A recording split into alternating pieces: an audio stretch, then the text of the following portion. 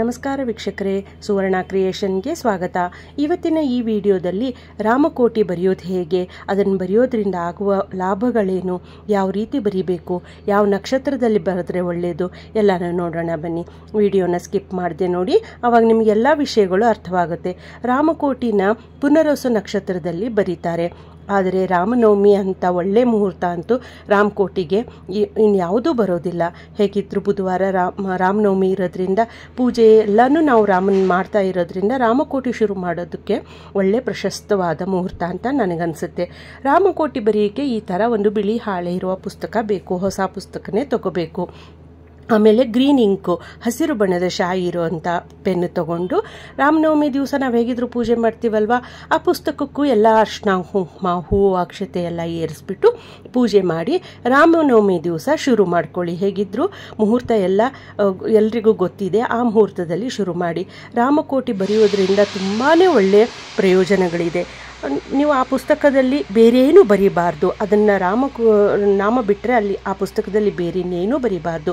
ದೇವ್ರ ಮನೆಯಲ್ಲಿ ಆ ಪುಸ್ತಕವನ್ನು ಇಟ್ಟು ಪ್ರತಿದಿನ ಒಂದು ಪ್ರಶಸ್ತವಾದ ಸಮಯ ಅಂತ ನೀವು ಆಯ್ಕೆ ಮಾಡಿಕೊಂಡು ಅದನ್ನು ಬರೀತಾ ಹೋಗಿ.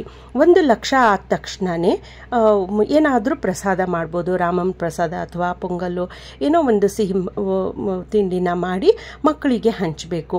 1,00,000 ಆದಮೇಲೆ ಈ ಥರ ಪೂರ್ತಿ ಪುಸ್ತಕನ ಮುಗಿಸ್ಕೋಬೇಕು.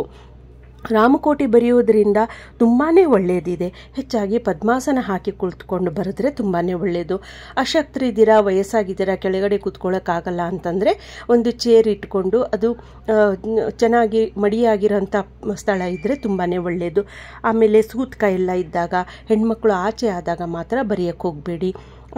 ಏಕಾಗ್ರತೆಯಿಂದ ಬರೆದ್ರೆ ತುಂಬಾ ಒಳ್ಳೆಯದು. ಯಾರ ಜೊತೆಗೂ ಮಾತಾಡ್ದೇ ರಾಮನಾಮನ್ನೇ ಮನಸ್ಸಿನಲ್ಲಿ ಜ್ಞಾನಿಸ್ಕೊಂಡು ವಿಷ್ಣು ಭಗವಾನನ ಮನಸ್ಸಿನಲ್ಲಿ ಜ್ಞಾಪಿಸ್ಕೊಂಡು ಬರಿತಾ ಹೋಗಬೇಕು.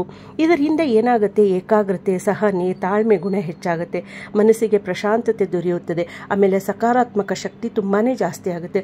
ನಾವು ಎಷ್ಟೊಂದು ಸಲ ಹೇಳ್ತೀವಿ, ಮಕ್ಕಳು ಹೇಳಿದ ಮಾತು ಕೇಳಲ್ಲ, ಒಂದು ಕಡೆ ಕೂತ್ಕೊಳ್ಳಲ್ಲ. ಏನಾದರೂ ಮಾಡೋಕ್ಕೆ ಹೇಳಿದರೆ 5 ನಿಮಿಷ ಒಂದು ಪ್ಲೇಸಲ್ಲಿ ಕೂತ್ಕೊಳ್ಳಲ್ಲ ಅಂತ ಎಲ್ಲ ಪೇರೆಂಟ್ಸು ಹೇಳೋದು ವಾಡಿಕೆ ಇದೆ, ಎಲ್ರಿಗೂ ಗೊತ್ತಿರೋಂಥ ವಿಷಯ. ಅವರಿಗೆ ಈ ಪುಸ್ತಕ ಕೊಟ್ಬಿಟ್ಟು ರಾಮನಾಮನ ಬರೆಯೋಕ್ಕೆ ಹೇಳಿ. ಆ ಮಕ್ಕಳ ಹತ್ರ ಎಷ್ಟೊಂದು ಏಕಾಗ್ರತೆ ಬರುತ್ತೆ ಅಂದರೆ ನಿಮಗೆ ಅರಿವಾಗುತ್ತದೆ.